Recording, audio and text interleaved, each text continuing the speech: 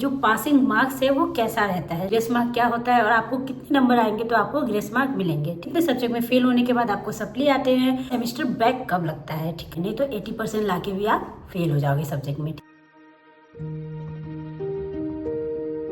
Hello everyone, welcome back to my YouTube channel. कैसे हो आप सब? आई होप कि आप सब बहुत अच्छे होंगे, स्वस्थ होंगे और साथ ही आपके जो एग्जाम्स है, यूनिवर्सिटी एग्जाम, सेमेस्टर एग्जाम, उसकी बहुत ही अच्छे से आप प्रिपरेशन कर रहे होंगे। जैसे ही एग्जाम का बात आता है वैसे ही आती है हमारे रिजल्ट की बात। जो भी स्टूडेंट अभी फर्स्ट सेमेस्टर एग्जाम देने जा रहे होंगे या यूनिवर्सिटी एग्जाम, उनको बहुत सारा डाउट होगा कि जो पासिंग मार्क्स है वो कैसा रहता है। ठीक है, जैसे कि एनाटॉमी और फिजियोलॉजी का दोनों का मिला के 75 का जो पेपर आएगा उसमें 38 लाना है हमें पास होने के लिए, या एनाटॉमी एंड फिजियोलॉजी का सेपरेट पास मार्क भी हमें लाना है। ठीक है, या दोनों को मिला के 38 लाना है। ठीक है, साथ ही ये भी डाउट होगा कि ग्रेस मार्क क्या होता है और आपको कितने नंबर आएंगे तो आपको ग्रेस मार्क मिलेंगे। ठीक है, और उसके साथ ही अगर आपके सप्ली आते हैं तो वो कैसे आते हैं, कितने सब्जेक्ट में फेल होने के बाद आपको सप्ली आते हैं, और सेमेस्टर बैक कब लगता है। ठीक है, और उसका एग्जाम आपको कब देना पड़ता है। आज की इस वीडियो में हम इस सारी चीज़ों पे बात करेंगे क्योंकि ये बहुत इंपॉर्टेंट है। और जब आप एक बार एग्जाम दे लोगे, आपका रिजल्ट आ जाएगा, उसके बाद तो आप ऑलरेडी सब कुछ जान जाओगे। बट जो ये सारा डाउट होता है वो फर्स्ट टाइम जब सेमेस्टर एग्जाम देने जाते हैं स्टूडेंट, उस समय होता है, हमें भी होता है। ठीक है, तो इसलिए मुझे लगा कि ये टॉपिक बहुत इंपॉर्टेंट है क्योंकि हमें पता नहीं होता है अच्छे से, तो हम उसके लिए भी स्ट्रेस ले लेते हैं। ठीक है, तो आज के इस वीडियो में आपको ये सब कुछ पता चल जाएगा, सारे डाउट जो भी आपके रिजल्ट से रिलेटेड है वो क्लियर हो जाएगा।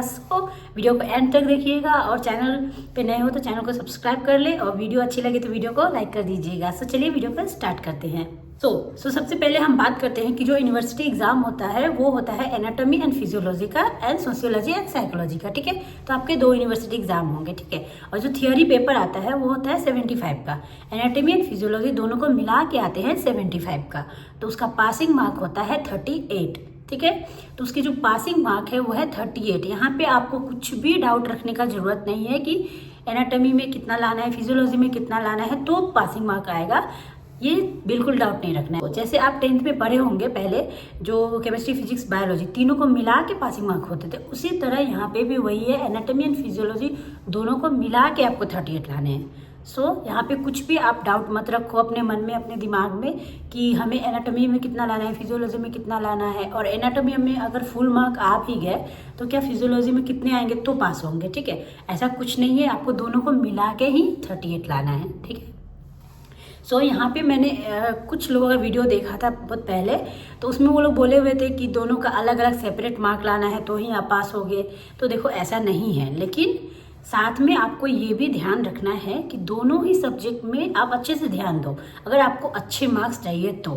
ठीक है, ऐसा कोई रूल नहीं है कि आपको 38 लाने के लिए दोनों में इक्वल मार्क्स लाने हैं। ठीक है, लेकिन अगर आपको अच्छे मार्क्स चाहिए तो आपको anatomy and physiology, sociology and psychology दोनों पे अच्छे से ध्यान देना होगा, अच्छे से एग्जाम देना होगा, इक्वली दोनों को इंपॉर्टेंस देना होगा, तभी आपके अच्छे मार्क्स आएंगे। ठीक है, जैसे कि आप मान लो एनाटॉमी, किसी किसी स्टूडेंट को होता है कि एक सब्जेक्ट बहुत ज़्यादा पसंद होता है, जैसे कि एनाटॉमी बहुत पसंद है, उन्होंने बहुत अच्छे से तैयारी कर ली, उसमें अगर आप 37 में से 30 भी लेके आ गए हो, 80% मार्क्स लेके आ गए, जैसे 37। ठीक है, उसके बाद क्या हुआ कि फिजियोलॉजी इतना पसंद नहीं है, ज़्यादा पढ़ाई नहीं की उसकी, अच्छे से एग्जाम नहीं दिया, उसमें आगे आपके मान लो ज़्यादा से ज़्यादा 5-6 नंबर आए तो कितने होंगे, 30 + 6 36। मतलब यहाँ एक सब्जेक्ट में आपको 80% आया फिर भी आप फेल हो जाओगे। ठीक है, तो इसलिए ये गलती नहीं करनी है, दोनों सब्जेक्ट को इक्वली इंपॉर्टेंस दो, अच्छे से लिखो, अच्छे से पढ़ाई करो। ठीक है, बट इसके साथ ये क्लियर हो जाओ कि दोनों को मिला के ही 38 लाने हैं। कोई रूल ऐसा नहीं है कि अगर 37 का है एनाटॉमी तो उसमें 20 लाने हैं, फिजियोलॉजी में भी 20 लाने हैं, ऐसा कुछ रूल्स नहीं है। दोनों को मिला के आपको 38 लाने हैं तो आप हो जाओगे पास। ठीक है, बट अच्छे मार्क्स के लिए आपको दोनों सब्जेक्ट पे इक्वली ध्यान देना है। ठीक है, यहाँ पे पासिंग मार्क को लेके जितना भी डाउट है ना कि कितने सब्जेक्ट में कितना लाना है क्या नहीं, वो सारा क्लियर हो गया आप लोगों का। अभी नेक्स्ट बात करते हैं कि ग्रेस मार्क कब होता है और आपको कब मिलता है और कब नहीं मिलता है। ठीक है, तो ग्रेस मार्क जो है, जो जैसे कि पास मार्क है मान लो 38। ठीक है, बट अगर 5 मार्क्स तक आपके कम आए हैं 38 से, मतलब मान लो 33 तक आए हैं, तो आपको ग्रेस मार्क मिल जाएंगे और आप हो जाओगे पास। ठीक है, तो देखो अगर आपको दोनों ही सब्जेक्ट में 33 या 30 से, एनाटॉमी फिजियोलॉजी में भी दोनों मिला के आपके आ रहे हैं 30 या 33, और सोशियोलॉजी एंड साइकोलॉजी दोनों में मिला के आ रहे हैं आपको 31, तो दोनों ही कम है, तो आप उसमें आपको ग्रेस मार्क नहीं मिलेगी। ठीक है, आपका डायरेक्ट सेमेस्टर आप फेल हो जाओगे। ठीक है, उसके लिए आपको क्या है, अगर मान लो एक सब्जेक्ट में एनाटॉमी एंड फिजियोलॉजी में आपका 40 आए हैं, 38 आए हैं, तो इसमें तो आप क्लियर पास हो, और दूसरे में आ गए हैं 33, तो वहाँ 5 मार्क्स तक आपको ग्रेस मार्क मिल जाएगी, उसके लिए कोई टेंशन नहीं है। ठीक है, आप ट्राई करो कि 38 एटलीस्ट ले आओ, क्योंकि ग्रेस मार्क आपको मिलती तो है, बहुत अच्छी चीज़ भी है, क्योंकि सेमेस्टर पूरा बैक लगने से बहुत अच्छा है कि आपको ग्रेस मार्क मिल गया, पास हो जाओ, बट वो ना आपके रिजल्ट में शो होगा। ठीक है, पास विथ ग्रेस मार्क लिख के ऐसा रिजल्ट आएगा, वो अच्छा नहीं लगता है, तो आप ट्राई करो कि 38 ले आओ।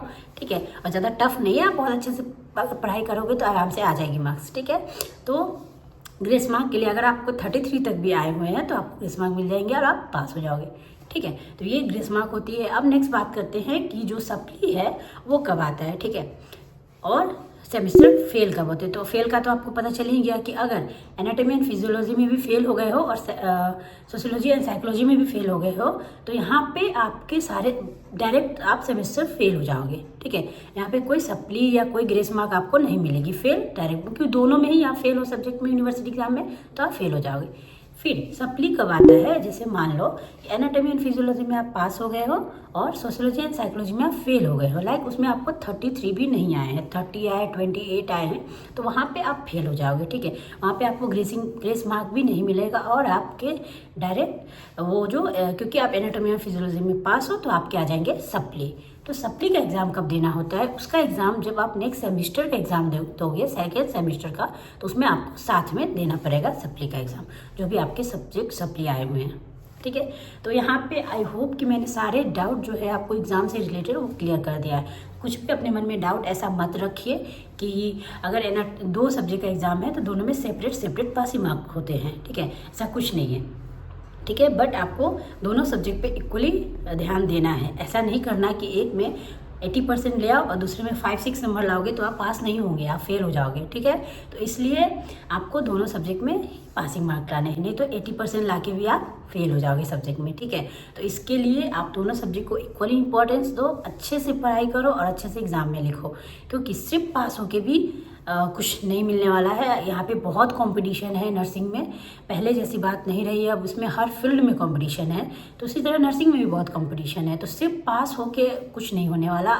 तो अगर आपको अच्छी जॉब, अच्छी लाइफ चाहिए तो आपको अच्छे से पढ़ाई करनी पड़ेगी, अच्छे मार्क्स लाने पड़ेंगे, और इसके लिए आपको सारे सब्जेक्ट में अच्छे नंबर भी आने चाहिए, साथ में अपनी स्किल पे भी काम करना और अच्छे से एग्ज़ाम की प्रिपरेशन करो और स्ट्रेस फ्री रहो, ज़्यादा टेंशन मत लो और पढ़ाई पे अपना ध्यान दो और एग्जाम अच्छे से लिखना। तो आज की वीडियो में बस इतना ही, मैं मिलती हूँ आप लोगों से अगले वीडियो में। अगर आपको कुछ भी डाउट है, कुछ भी related to exam, preparation of exam जो आप कर रहे हो उससे कुछ भी डाउट है तो आप मुझे कमेंट कर सकते हो, मैं बहुत ट्राई करूँगी उस कमेंट का रिप्लाई करने का। और अगर ऐसा कुछ टॉपिक पे आपको वीडियो चाहिए तो भी आप कमेंट कर सकते हो, मैं उस पे आपको वीडियो बना दूँगी। ठीक है, सो एग्जाम के लिए बेस्ट ऑफ लक। मैं मिलती हूँ आप लोग से अगले वीडियो में, तब तक के लिए बाय, टेक केयर।